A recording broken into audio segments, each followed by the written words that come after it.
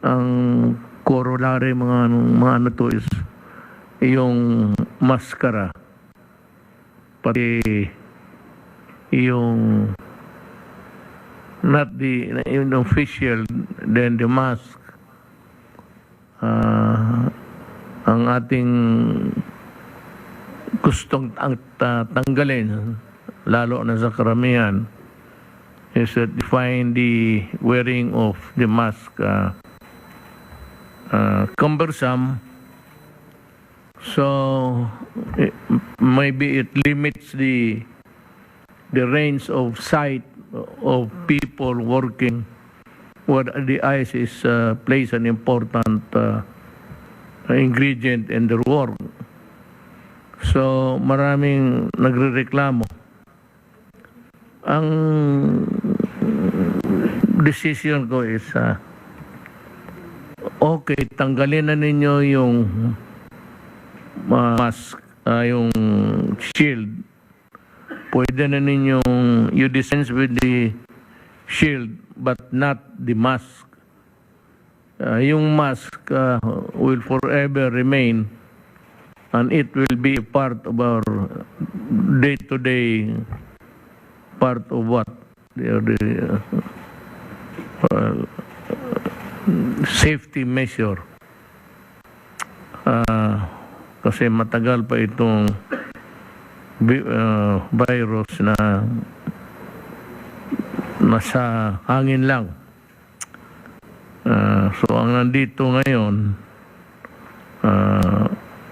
unahin ko na yung mga tao, yung mag-report, Secretary Rolando Joselito Bautista, DSWD. Nandito rin si Secretary Francisco Duque III. Then we have Secretary Carlito Galvez and Secretary Eduardo Anyo. Yung sa via video teleconference, si Dr. Rolando Enrique, FDA updates, si Secretary Carlo Nograles. By the way, Carlo, si Roque, Secretary Roque, nag-file ng certificate niya kanina ata. He will be running for senator. Alam mo, once you file your certificate of candidacy, automatic yan, out ka sa gobyerno. No other formal ritual is needed except when you file, tapos ka at moment, you cease to be a government employee. So, kung maaari, ikaw na lang sana ang acting na muna until we find a replacement. I do not want to burden you with so much, alam ko yung paperwork dadaan sa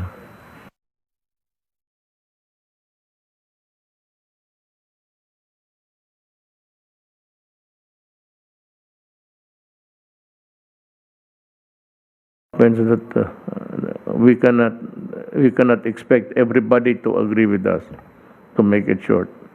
Nandito rin ang attendee si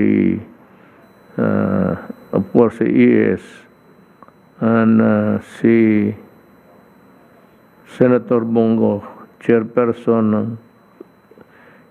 Kailangan ko si Bong actually, hindi sa lahat, because Bong is the chairperson sa Senate Committee on Health and Demography. Health kanya eh. So mabuti lang siya nandito, but he does not control anybody. He does not control me.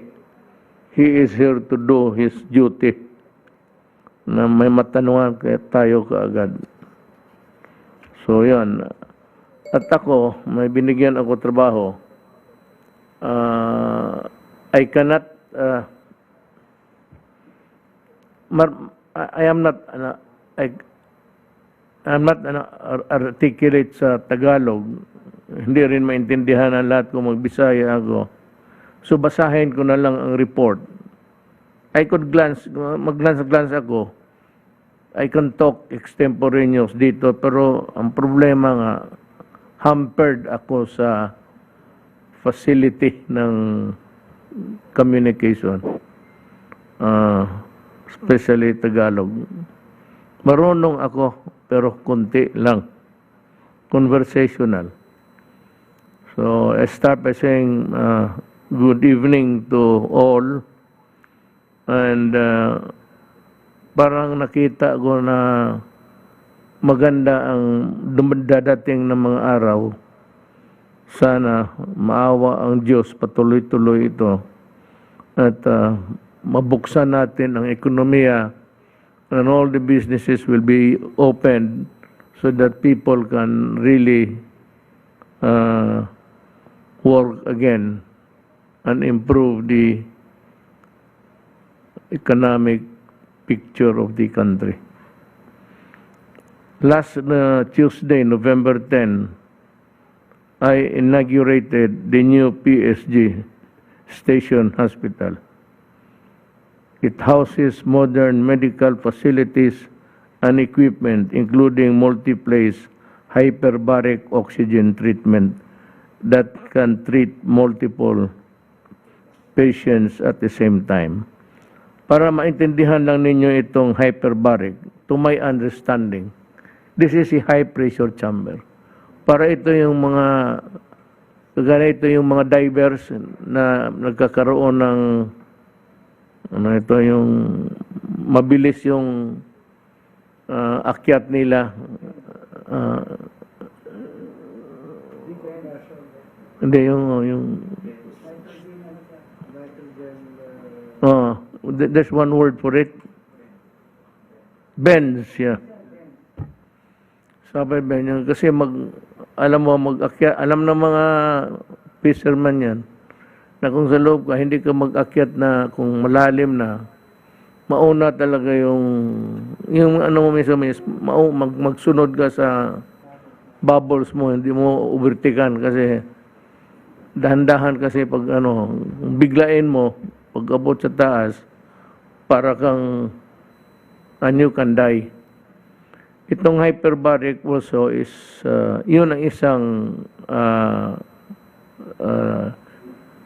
purpose noon. Ang hyperbaric also, ito yung mga may sugat na healing, mas madali ang healing ng mga sugat, lalo na sa sundalo, kung nasa hyperbaric chamber. Kasi yung iba, matagal makuha kung may barilan, may encounter, tapos madalas sa ospital, kukunin, hindi ka agad makuha, lalo na kung ang barilan would last, the fighting in the field would last for about mga 1 or 2. Tapos ang sugat ng mga sundalo, hindi ka agad kasi i-extract pa sila. I-extract sila tapos dalhin sa ospital. Hyperbaric operates na high pressure. Kasi kung mag-gangrene na, karamihan putulin na pag may gangrene. Ito, pag mayroon kanyan, ipasok mo doon, makatulong na mabilis makarecover, and it can arrest the progress of the gangrene. Am I right, Dr. Domingo? Sir, tama ba ako? Yes, sir. Baka Yes, salita sa likod dito. Opo, meron pong mga studies showing na yun pong wound healing, lalo na po yung mga bukas na sugat, since they're exposed to a higher levels of oxygen, mas mabilis pong gumagaling dun sa hyperbaric. So it's usually used po for mga traumatic injuries, katulad nga po ng mga sa sundalo natin. Oh, yan. Yan ang there's also an hyperbaric somewhere outside dito sa ano. But tingnan ninyo ang nako, ayaw ko na may mainggit.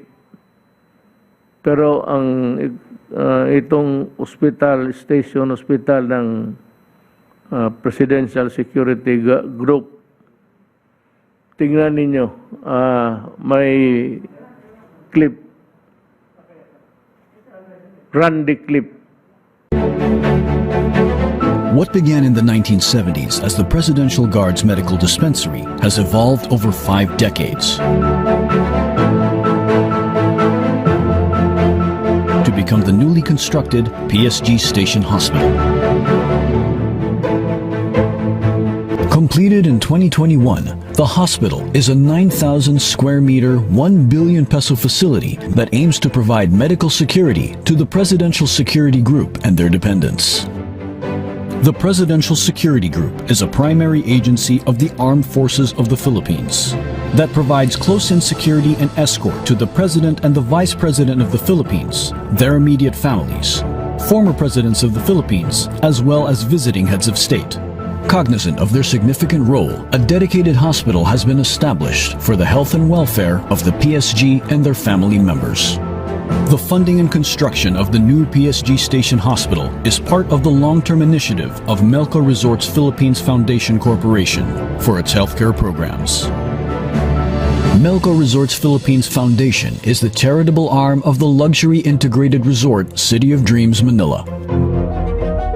In conjunction with the mandate of the Philippine Amusement and Gaming Corporation, or PAGCOR, the project began with the signing of the Memorandum of Agreement with the Department of National Defense in May of 2018. In April of 2019, construction commenced immediately after the groundbreaking ceremony. In February of 2020, a topping-off ceremony marked the completion of the structural phase. In the fourth quarter of 2021, the PSG Station Hospital opens its doors to serve the PSG community. Located in Malacanang Park, the PSG Station Hospital is a 2-story, 51-bed hospital designed to deliver the best possible patient care. On the first floor is the admitting area, emergency room, imaging services, laboratory services, dental dispensary, pharmacy, neuropsychiatry, physical rehab, outpatient department, cafeteria, and prayer room. On the second floor are the operating rooms, delivery room, neonatal ICU, intensive care unit, isolation rooms, private patient rooms, 4-bed wards, 6-bed wards, presidential suite, and administrative offices. It is also equipped with the latest multi-place hyperbaric oxygen treatment facility that treats multiple patients at the same time to help boost the body's natural healing processes. Used for the treatment of various medical indications and health issues such as decompression sickness, arterial gas embolism, burns, gunshot wounds, strokes, and post-traumatic stress disorder, among others. Built to the most exacting standards by the country's top architects, engineers, and project managers, the PSG Station Hospital is a testament to successful public-private partnerships. Melco Resorts Foundation is committed to undertake long-term and sustainable corporate social responsibility, environmental and healthcare initiatives. a joint effort of Melco Resorts Philippines Foundation Corporation and PAGCOR. The PSG Station Hospital is ready to serve the men and women of the PSG.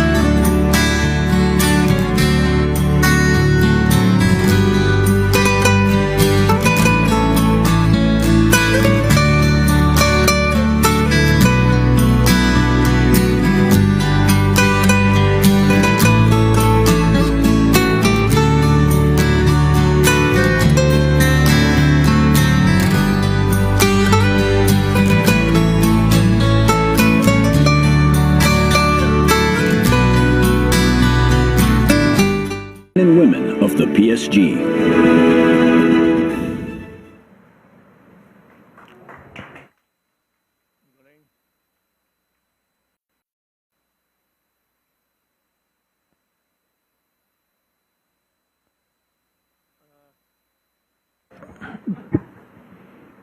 Magandang hospital talaga. As in maganda. Dito na tayo sa pag-usapan, sabi ko, vaccination. I think we will spend more time here dwelling on the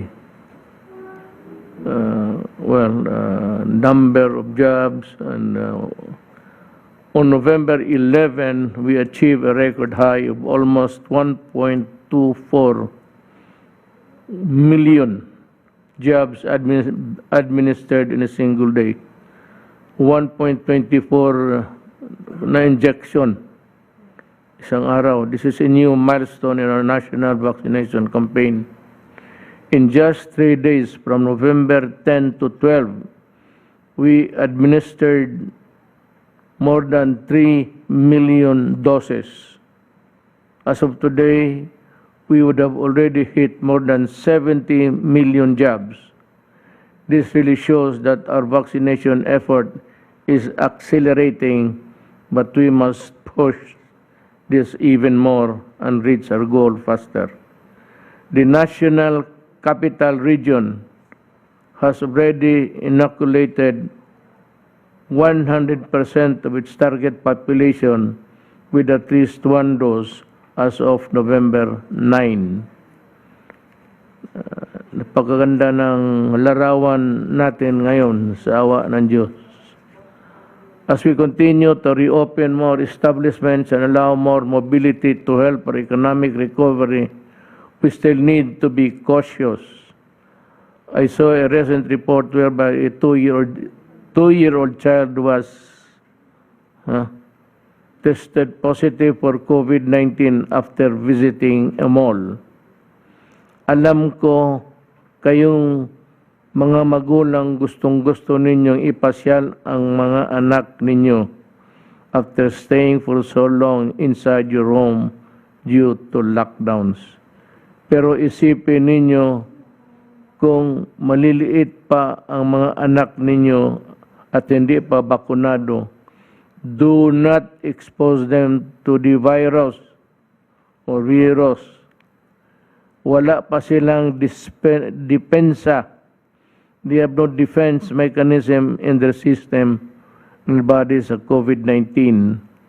Hindi katulad ng mga bakunado na.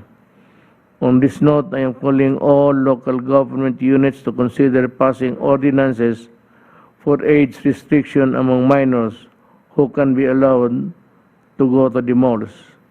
Certainly, we cannot allow those below 12 years old or those getting or still unvaccinated to be exposed to the risk of getting COVID-19 in public places. Again, sabi dito, IATF to, task force, we cannot allow those below 12 years old. So, tandaan ninyo yan. Again, to the parents and guardians of minors who are unvaccinated, please mindful of the risk. Part of caring for them is thinking about their safety. I hope no one among our children will get COVID-19.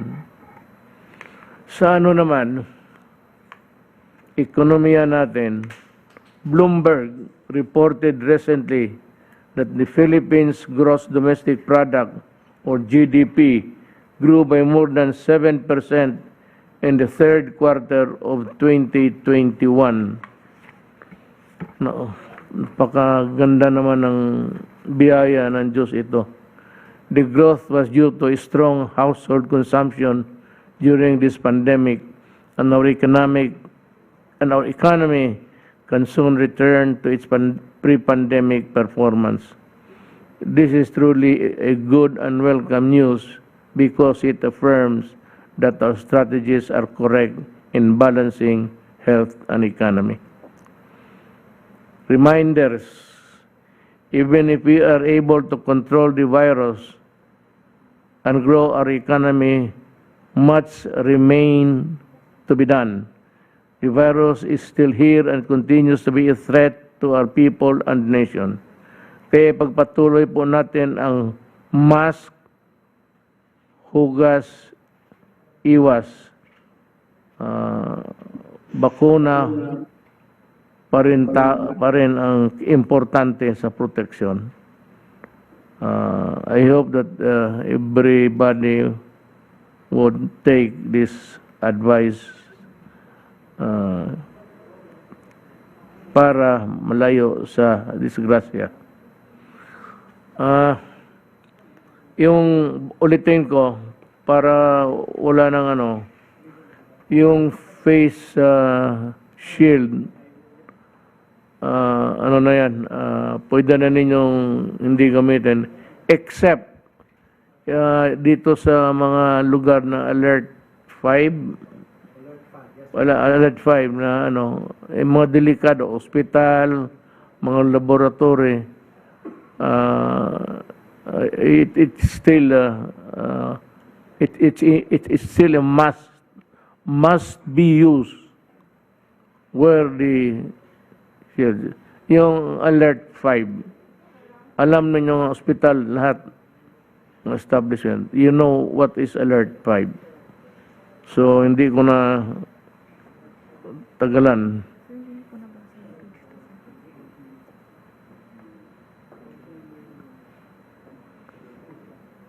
Hindi ko nabasa na ganon rin.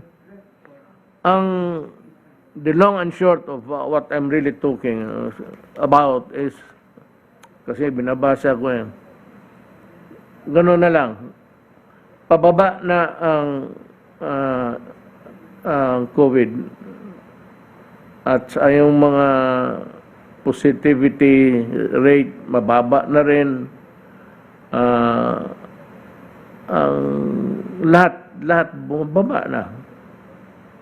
It's up for us really to just take care na hindi tataas uli, so that you'll have to obey what government would tell you to do, because it is for the good of the country and for you. Sumunod lang po kayo. Mababa na ngayon.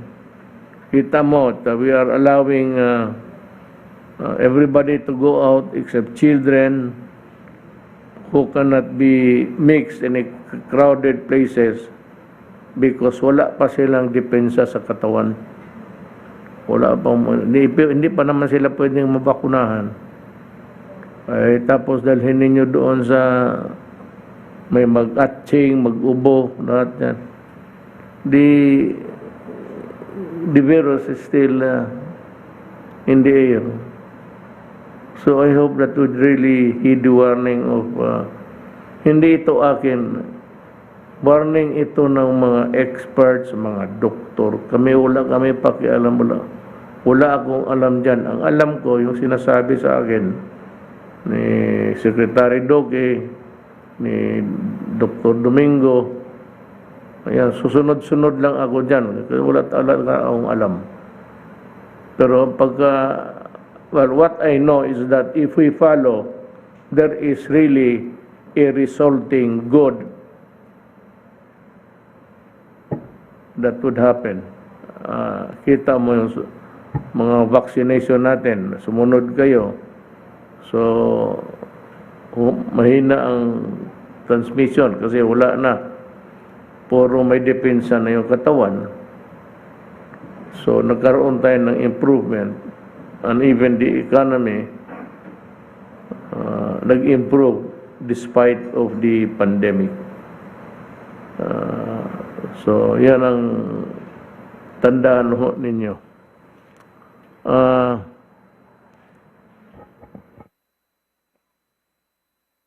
Excuse me.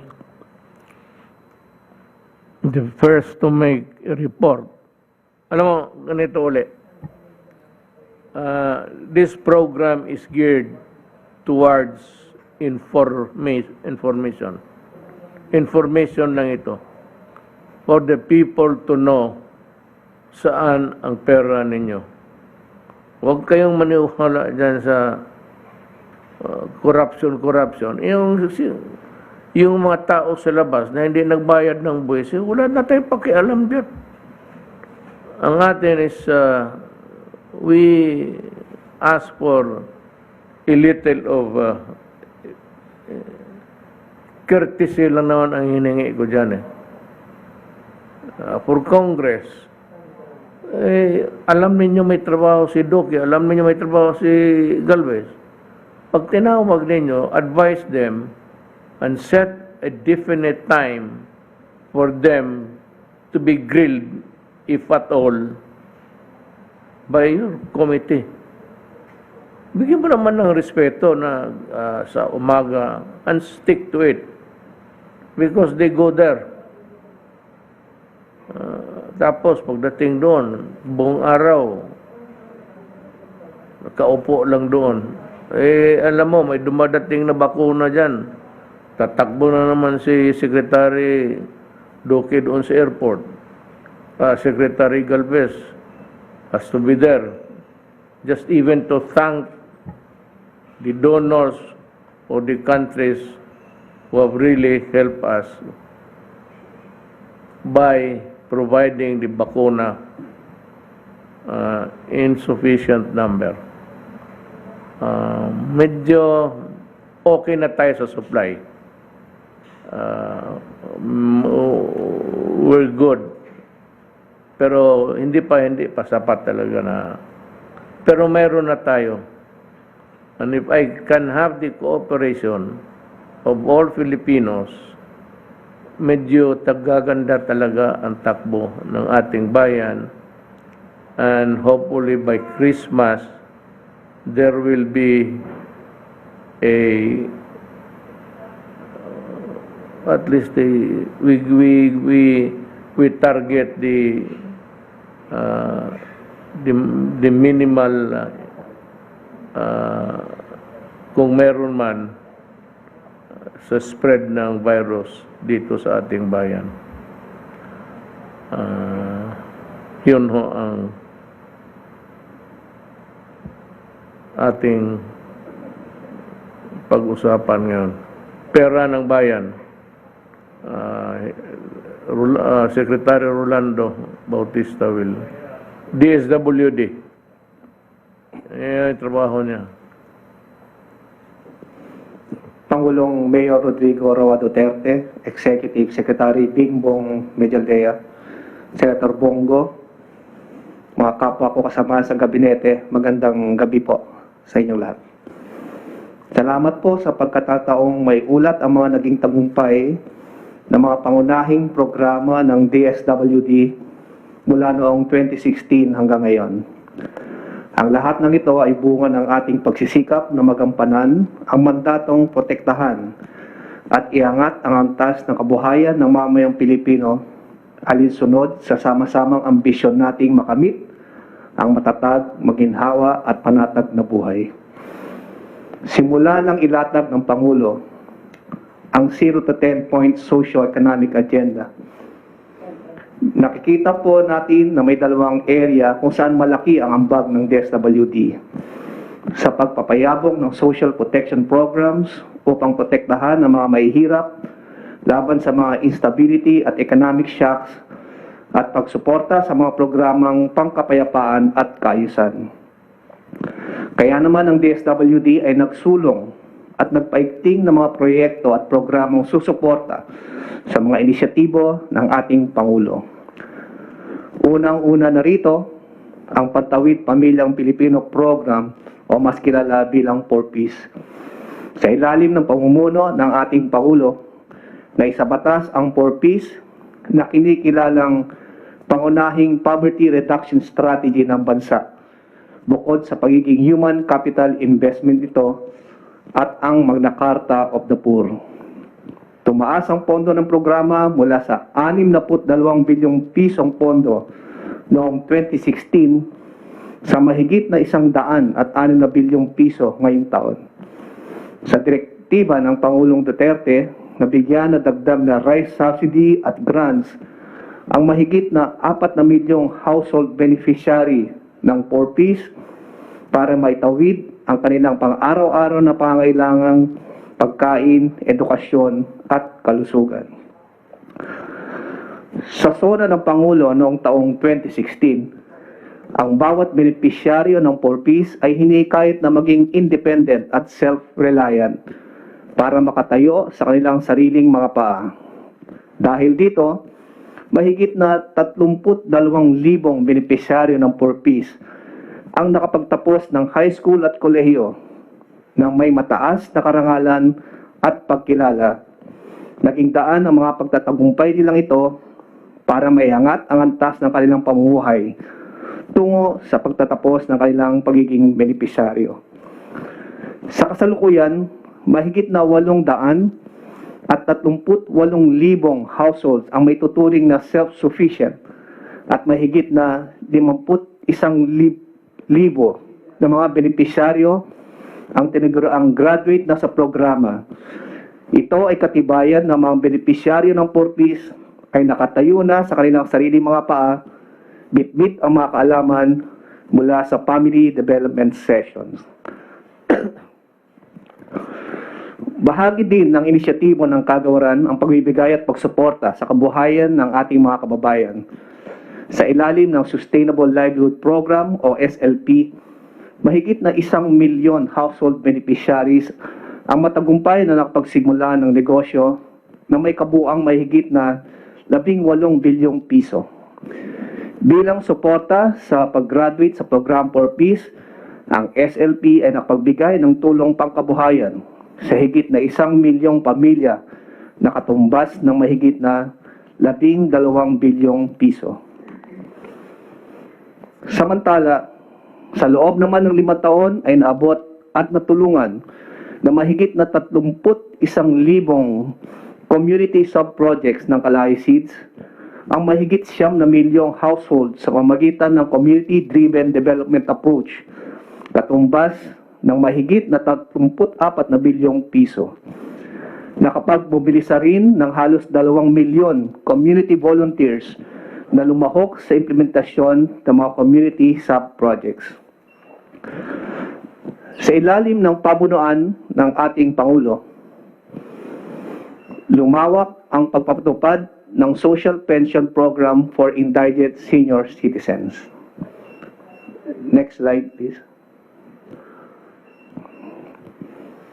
Mula sa mahigit na 930,000 benepisyaryong natulungan noong 2015, katumbas ng mahigit na 5 bilyong piso, ngayong 2021, nasa mahigit 3 milyon benepisyaryo edad 60 pataas na ang taunang nakakatanggap ng kanilang social pension na nagkakahalaga na 500 piso kada buwan na may kabuang halaga na mahigit 18 bilyong piso. Malaking pagbabago po ito kumpara noong taong 2015 na ang benepisyaryo na may edad 65 pataas ang nakikinabang at noong taong 2011 hanggang 2014 ay edad 70 pataas ang nakikinabang. Samantala, simula 2016 hanggang 2021, mahigit sa 9,000 centenarians ang ating nabigyan ng 100,000 pisong cash gifts. Karagdagang nutrisyon naman ang hatid ng supplementary feeding program sa halos 2 milyong bata mula sa mahigit na 1,000 LGUs sa buong bansa, katumbas ng halos 2 bilyong piso. Kaugnay naman po ng milk feeding, may mahigit na 52,000 bata na ang nabigyan ng karagdagang suplementasyon. Ang mga positibong pagpapahusay nito sa kanilang timbang ay nakaapekto hindi lamang sa kanilang katayuan sa nutrisyon, kundi pati na rin sa kanilang pangkahalatang kalusugan na nag-aambag sa kanilang pisikal, cognitive at socio-emotional na pag-unlad na tumutulong sa kanila na makamit ang isang mas magandang pagkakataon sa kanilang paglaki at pag-unlad. Sa ilalim naman ng Assistance to Individuals in Crisis Situation o AICS, mahigit 7 milyong individual na ang nabigyan ng tulong pang-edukasyon, transportasyon, medical at iba pa mula 2016 hanggang 2021, katumbas ng mahigit 30 bilyong piso. Samantala, aabot na po sa mahigit 148 malasakit centers ang naitatag, kung saan mahigit na 76,000 benepisyaryo ang mga natulungan ng DSWD sa halagang halos 270 bilyong piso. Sa loob ng 2016 hanggang 2021, mas pinaganda at naisaayos din ang 71 centers at residential care facilities sa buong Pilipinas na kumakalinga sa mahigit 80,000 mga bata, kababaihan, nakakatanda ng pag-aaruga. 700 na po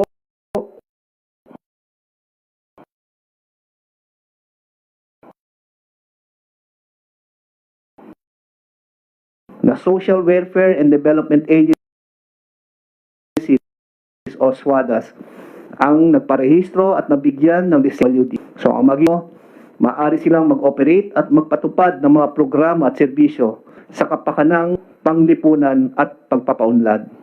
Samantala, mahigit na 1,000 SWADAS naman ang na-accredit. Tinitiyak ng proseso ng akreditasyon ang kalidad ng mga programa at serbisyong binibigay ng SWADAS. Sa loob ng 5 taon, nakapagbigay tayo ng relief assistance sa 7 milyong internally displaced families na may kabuang halos 9 bilyong piso. Ang mga interbensyong ito ay nakatulong sa pagbuo ng disaster resilient community upang mabawasan ang mga epekto ng kalamidad at tulungan ang mga LGU at mga pamilya tungo sa maagang pagbangon. Partikular sa mga nasalanta sa pagputok ng Bulkang Taal noong Enero taong 2020, mahigit na 100 at 22,000 pamilya ang natulungan na katumbas na mahigit na 24 na milyong piso. Nakapagbigay rin po ng karagdagang mahigit na 4 na milyong family food packs sa ating mga LGUs sa panahon ng pandemya na nagkakalaga ng mahigit na 2 bilyong piso. Sa kasalukuyan, mayroon po tayong 477 milyong piso na standby funds at halos 400,000 stockpile ng family food packs. Nagpatupad din ang DSWD ng mga programang nakakapag-ambag sa katuparan ng peace agenda ng pamahalaan. Naging tulay ang Executive Number 70 sa pagbibigay ng assistance at suporta sa mga former rebels o FRs. Binigyang pansin ang reintegration ng FRs at pinagtuunan ng pansin ang community resiliency. Umabot na sa mahigit na 10,000 FRs at ang kanilang mga pamilya ang natulungan mula 2019 hanggang 2021 nakatumbas na mahigit na 84 na milyong piso mula sa regular na pondo ng kagawaran. Samantala, 165 SLP associations na nasa conflict-affected and vulnerable areas ang nakatanggap din ng livelihood assistance mula sa kagawaran na nagkakahalagang mahigit na 47 milyong piso. Mahigit 267,000 households din ang nakatanggap ng iba't ibang tulong mula sa mga regular na programa ng DSWD tulad ng AIX at pagbibigay ng food at non-food items. Sa programa ng National Commission on Indigenous Peoples o NCIP, mahigit 257,000 na IPs ang kinilala o nabigyan ng sertifikasyon ng humigit kumulang na 900 at 73 hektaryang ancestral domains simula 2016. Alinsunod pa rin sa EO number 70, inilusad din ang NCIP ang 12 regional implementation plans bilang suporta sa 12 lines of effort framework para sa pagkilala ng mga karapatan ng IPs. Dahil dito, 80 IPs ang ating nasagip at natulungan mula sa syndicated groups. 305 IPs naman ang ating na-rescue mula sa human trafficking incident noong Hunyo. Para sa rehabilitasyon ng Marawi, binigay ang mga transitory family support packages para sa mahigit na 21,000 pamilya, katumbas ng mahigit 2 bilyong piso. Ang Yakap Bayan program naman na tinutukan ang rehabilitasyon at reintegrasyon ng mga persons who use drugs ay formal na kinilala bilang isang community-based aftercare and reintegration model sa pamamagitan ng Dangerous Drugs World Resolution number 18.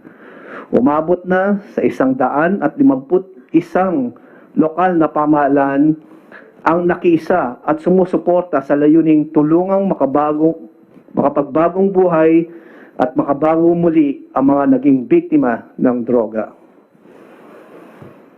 Upang mapagaan ang socio-economic shock na tulad ng COVID-19 pandemic, sa ilalim ng pagpapatupad ng magkasunod na batas na Bayanihan to Heal as One Act at Bayanihan to Recover as One Act, inilusad ang pinakamalaking social protection program sa kasaysayan ng bansa sa pamamagitan ng Social Amelioration Program o mas kilala sa tawag na SAP.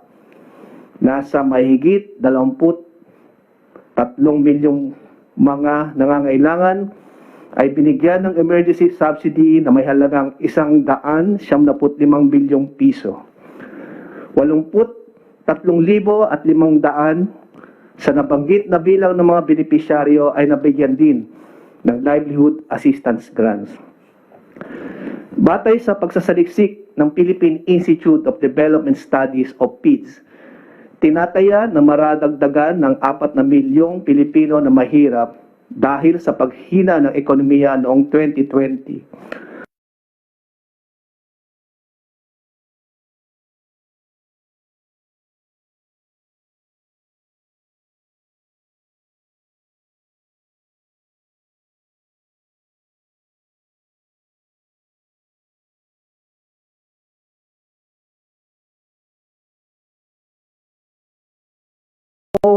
At 70 isolation facilities na nagkakahalaga ng 714 na milyong piso ang naipatayo para sa mahigit 500,000 households sa mga mahihirap na komunidad.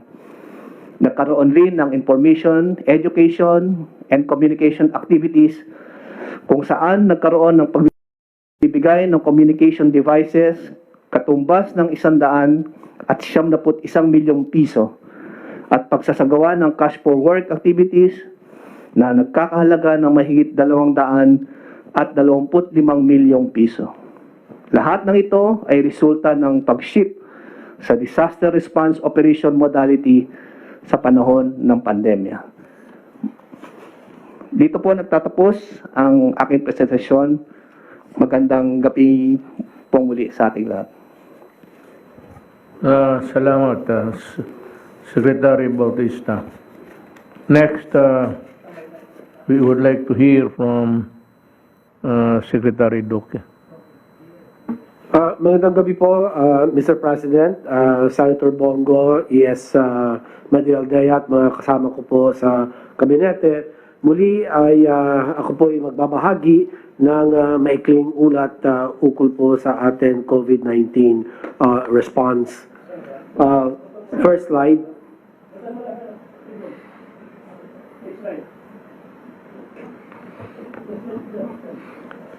Para naman po sa atin usual updates, ngayon pong November 15 ay meron po tayong nadagdag na 1,547 na bagong kaso at patuloy na bumababa ang atin pong mga kaso.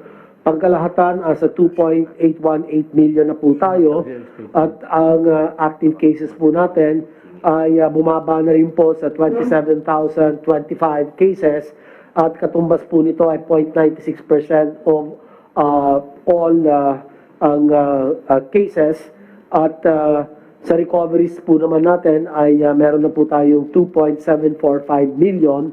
Ang katumbas po nito ay 97.42% ng lahat ng mga kaso ay gumaling na po. Samantalang ang ating po mga pumanaw ay umabot na po pangkalahatan 45,709 for a case fatality rate po na asa 1.62%.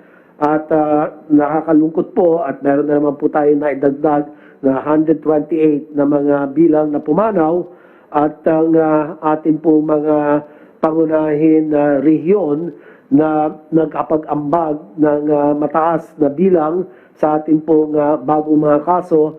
Nangungunang NCR nasa 317, ang Region 2 nasa 156, ang Region 4A naman nasa 155. Samantala ang mga pangunahin lugar na nakapag-ambag ng mga kaso sa pangkalahatan bilang, ang Quezon City sa 91, ang Negros Oriental nasa 61 at ang Negros Occidental nasa 59. So ang ating pong susunod na slide, next slide please.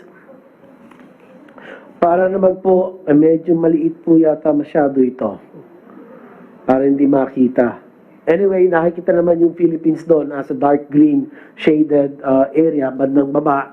At ito na po yung ating pinakahuling WHO rankings. Ang Pilipinas ay sa kasalukuyang nasa 59th sa buong mundo at ikalima sa ASEAN para sa bilang ng mga active cases.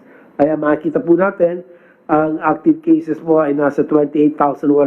Mababa tayo sa Lao People's Democratic Republic sa 47,000. Malaysia sa 65,000. Pataas na naman po ang Malaysia. ang Thailand as 94,165, Vietnam as 140,129. So di hamak na mas malaki po ang baba ng ating pong active cases. At ang patungkol naman po sa cases per 1 million population, ang Pilipinas po ay nasa 135. Mas mababa, mas maganda. Ang ibig sabihin po nito, ang tugon sa atin pong pandemyang COVID-19. At ang Pilipinas po sa kasalukuyan nasa 25,247 per 1 million population. Mababa po tayo sa Thailand na nasa 28,000 plus, Brunei Darussalam as 32,000, Singapore as 40,113, Malaysia as 77,317.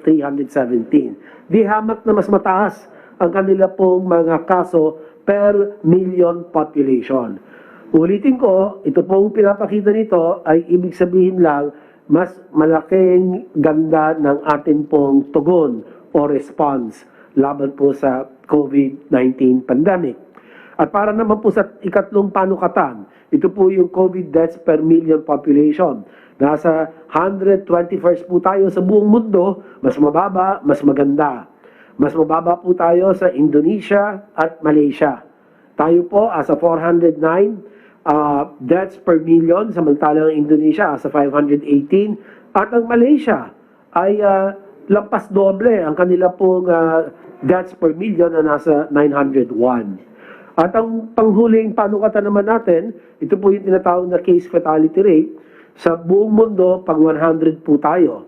Samantalang sa ASEAN, tayo po ay nasa pang-5. At mas mababa po ang ating case fatality rate kumpara sa Vietnam na 2.28%, ang Cambodia 2.39%, ang Indonesia as a 3+% po sila, 3.38%, Myanmar as a 3.70%. Tayo po, ulitin ko, as a 1.6%. Ang ibig sabihin na naman po nito ay ang atin pong pangangalaga, pagkalinga at pagsalba ng mga buhay, yung mga pasyente pong na karoon ng severe to critical COVID cases, ay ito po nasalba ng ating pong mga mahuhusay na mga doktor, mga nurses, ating pong mga bumubuo ng mga healthcare teams, at ang laki po ng kanilang husay, kagalingan at sakripisyo para po masalba ang buhay ng ating pong mga kababayan. Next slide.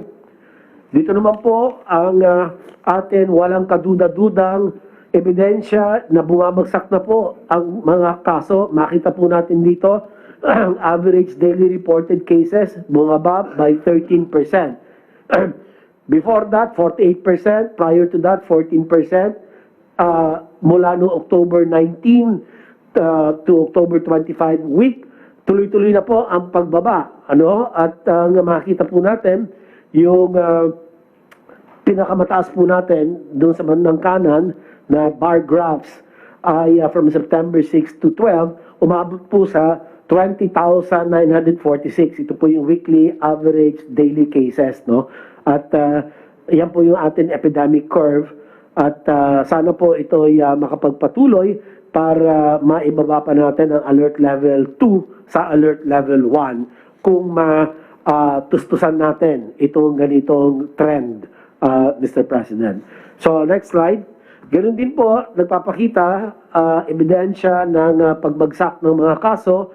Yung pong blue epidemic curve ay ang NCR, yung pula, yan po yung rest of Luzon. Samantalang yung berde naman po ay ang plus areas of Bulacan, Cavite, Rizal, Laguna. Samantalang yung pong kulay orange ay ang Mindanao na mga kaso. At ang Visayas yung pong aqua blue. At lahat po nakikita natin, pababa po lahat ang ating mga kaso at bawat major island group ay nakapagtala ng less than 1,000 cases per day on the average. So maganda po ang nakikita natin ngayon at sana po ito ay magpatuloy. At kaya naman lahat po inaasahan pa rin na hindi po tayo pwedeng magluwag sa ating pong pagsunod sa minimum public health standards and other social measures Kasi po, kahit na bumababa ang atin healthcare utilization rate, bumababa po ang atin average daily attack rate per 100,000 at ang atin pong 2-week growth rate, ay hindi po nangangahulugan na ay magluluwag po tayo. Dahil kung hindi, matutulad po tayo sa United Kingdom, Germany, France, Italy, Spain, na kung saan po ay rumaragasa muli ang COVID-19, Mr. President. It's all up again, Mr. President. Yes, may I Yes, sir, Mr. interrupt you? President. Ano ko lang, sa Europe, pati sa, kasali na ang number 1 na ano, yung United Kingdom. And I think the rest of Europe, ang mga tao doon, hindi na nag-mask. Tinanggal nila yung mask kasi akala nila safe na. Sinasabi naman ng mga doktor, mga scientists na ang COVID ay nasa hangin pa, hindi pa nawala. Apurado kasi itong mga tao na ito, mga puti, tinanggal na yung requirement ng mask. So hindi na mandatory, kanya-kanyang laro na. Ngayon, sinasabi ngayon, itong sinasabi ni Secretary Doke na nagkaroon na ng, another wave of infection sa population. Tumataas na naman ang ano nila. Can you continue? Salamat po, Mr. President. Kanya, wag po tayong tutulad doon po sa mga bansang nabanggit po namin ni Mr. President na ang Europa, na kung saan siya po ngayon ang epicenter ng global pandemic, ay dahil po sila ay naging pabaya sa kanila pong dati ng ginagawang minimum public health standards. Nagkaroon nga sila ng tinatawag na Freedom Day, na kung saan nagtanggal ng mask at nawala ang social distancing. O kaya di naman nakita natin ay nagtaasan muli, sumipa muli ang kanilang mga kaso, at mahalaga ang leksyon na dapat po natin matutunan sa kanilang karanasan. Kanya hindi po pwedeng bakuna lang po ang atin sagot sa pandemyang ito, Mr. President. Kailangan magkasama po yung bakuna. We have to increase our vaccination coverage, sustain the trajectory, couple that with a very disciplined compliance to minimum public health standards. So yung pong ating pagmask, ang ating pong social distancing, gamit na alcohol or sanitizers, yung pong ginagawa ninyo gabi-gabi, araw-araw, sir, na nagpupunas kayo. Maganda pong halimbawa yan, Mr. President. Yan po. Ito. Yes, sir. Napakamahalaga po yan, Mr. President. Iniinom ko na nga eh. Sir, baka may lumabas dyan, sir. So, yan po, at ang ating mga CAF etiquette, yan po mga praktikal na mga bagay na hindi naman po mahal. Kung iisipin po natin, Mr. President, napaka-praktikal. It doesn't cost much.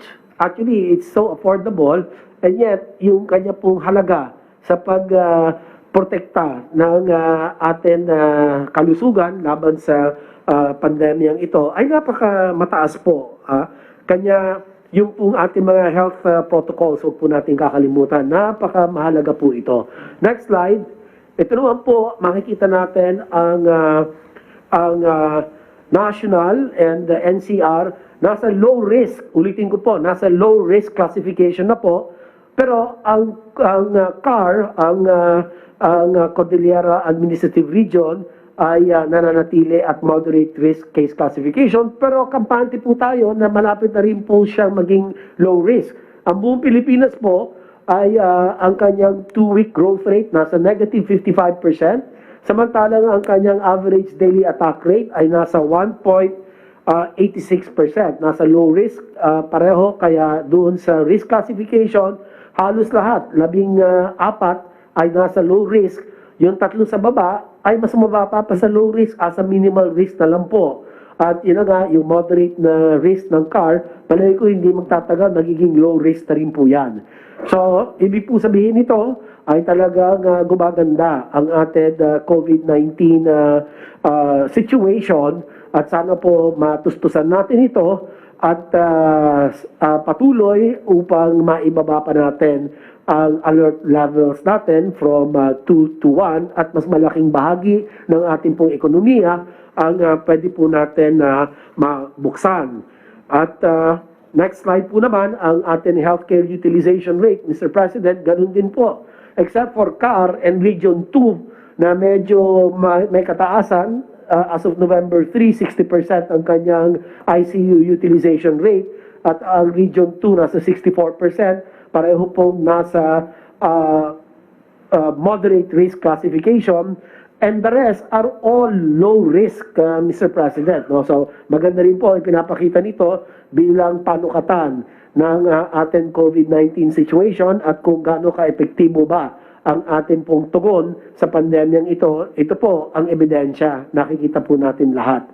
So maganda po ang pinapakita nito.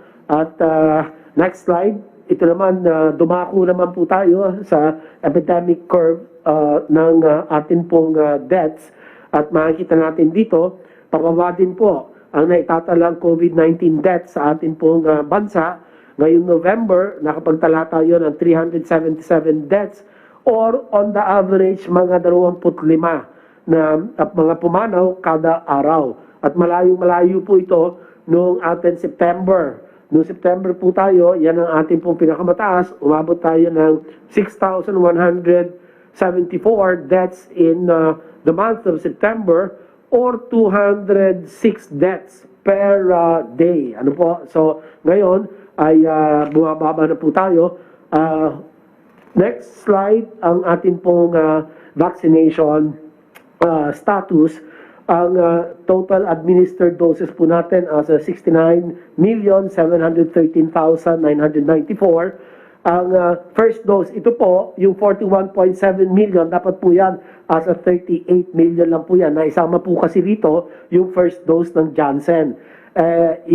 Ito pong Janssen, iba po ito kumpara doon sa mga ibang bakuna na 2 beses po dapat ituro, yung first and second dose.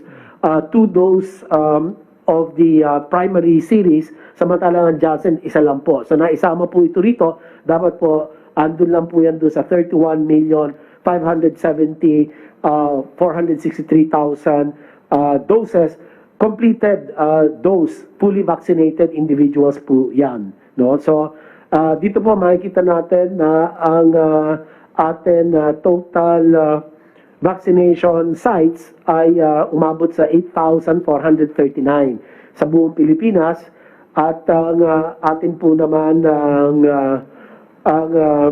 40.93% ito po ang vaccination coverage natin para doon po sa mga nakatanggap ng kompletong bakuna. Sa first dose naman natin nasa 54.08%. So ang atin pong ang target population, 77,139,058 individuals. So, yan po, ang detalye nito ay ibibigay po ni Secretary Charlie Galvez. Next slide. So, habang patuloy naman po na ang dating ng ating po mga bakuna, ay panawagan po natin ay patuloy din na ang mga taong hindi pa nababakunahan, magpabakuna na po kayo. Kung ang pagkakataon ay nandiyan na at ito po ay mananatiling susi sa atin muling pagbangon mula sa pandemya at maibangon ang dating sigla ng ating ekonomiya at mahalaga po na bakuna at saka minimum public health standards. At ang huling bahagi naman po ng aking ulat, Mr. President, ay patungkol sa healthcare worker benefits. Maiksi lang po ito. Next slide. Next slide po. Yan. Ay as of 12 p.m. ngayon araw, nasa 16.11 billion na ang kabuuan pondo na naipamahagi po natin sa ating po mga healthcare workers para sa kanilang benepisyo mula sa Bayanihan 1 and 2. At mula sa nasabing halaga, 924.98 million na ang naibigay sa 79,662 eligible healthcare workers na kabilang sa batch 3 and 4 para sa kanilang SRA, Special Risk Allowance. Samantala, 635.81 million naman ang naipamahagi sa 27,066 na aplikante para sa sickness and death compensation claims.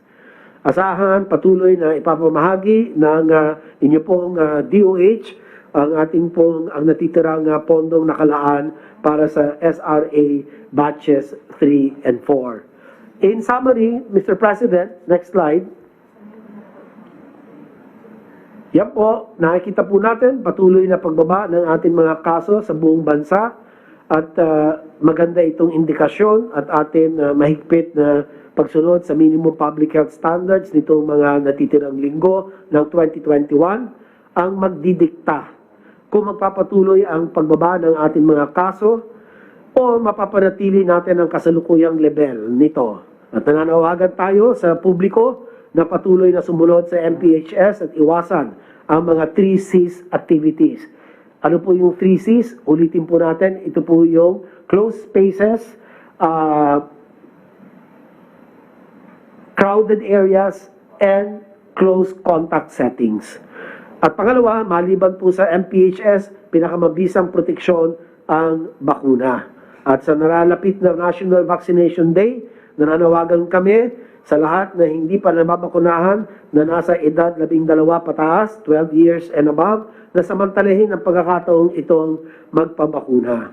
Ang ating pong pagpapatupad ng PDITR and vaccination strategy, kasama ang pagsunod sa minimum public health standards, mapapanatili ng mabilis na active case finding. Ako po nananawagan sa mga local government units. Andiyan po si Chairman Abalos na kung saan naging matagumpay ang kanila pong mga ginawa katulad ng active case finding, ang contact tracing, and efficient immediate isolation.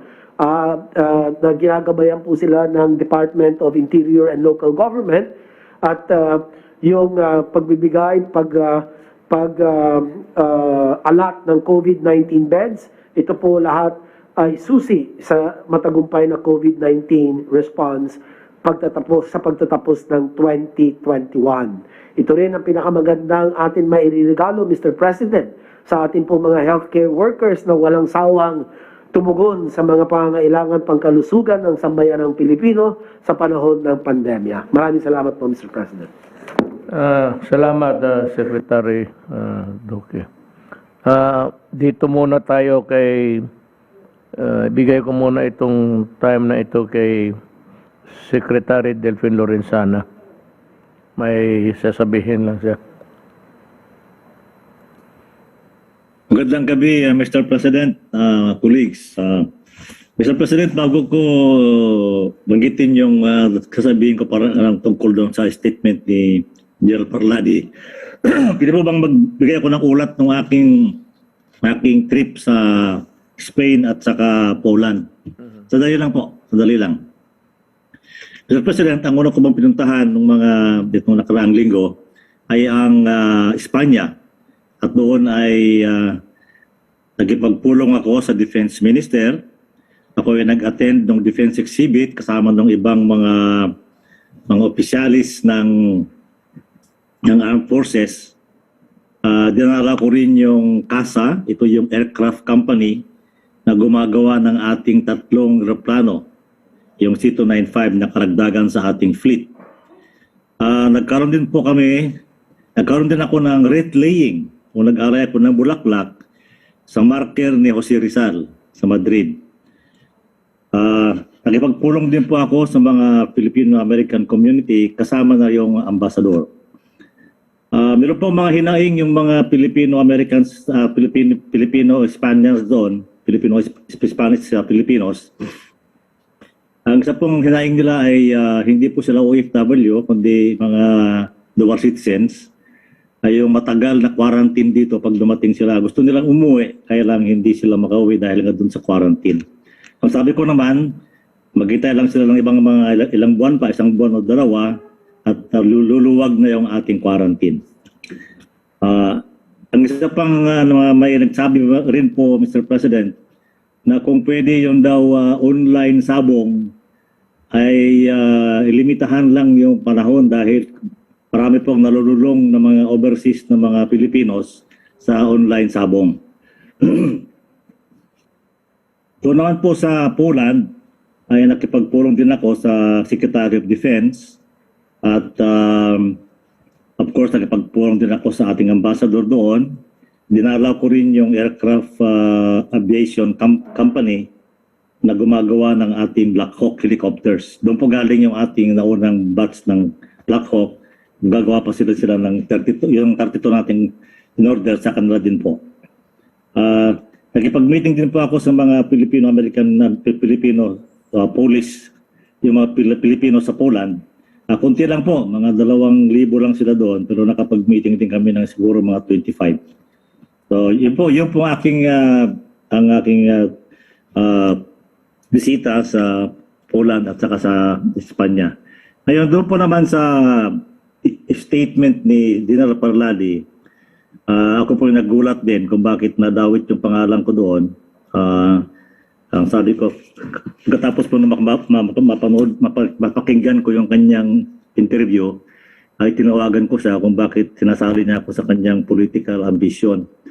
Nagpalabas na po ako ng press release. Ito po yung press release ko tungkol doon at kung po, payagan po niya ako. Basahin ko po, Mr. President. Basahin ko po ito. Go ahead. The statement of the Secretary of National Defense on General Parladi. General Parladi's statement is baseless. In the years I have known the President, he has always been his own man. The President stands by his own decisions, has always been firm in his directives to us working for him, and is not as easily swayed or influenced by others as purported by the General. As then Special Assistant to the President and now Senator, Bongo has assisted the DND in ensuring the doubling of the salaries of the uniformed personnel as directed by the President. He has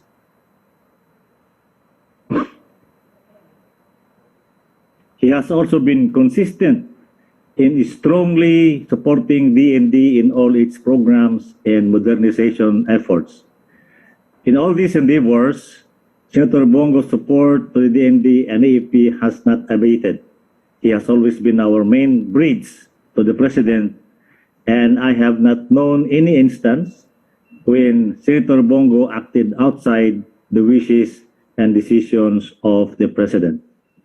In addition, the Armed Forces of the Philippines remains a professional organization that continues to work in the interest of the Filipino people, regardless of the prevailing political landscape. There is no truth to the allegations that there is a brewing trouble or discontent in the armed forces. Ito po ang press release ko ngayon, Mr. President. Thank you. Yun na ba? Yun na, sir. Yun na, sir. Salamat. Next, magta-time out muna tayo. Del. Yes, sir. Yes. Kasi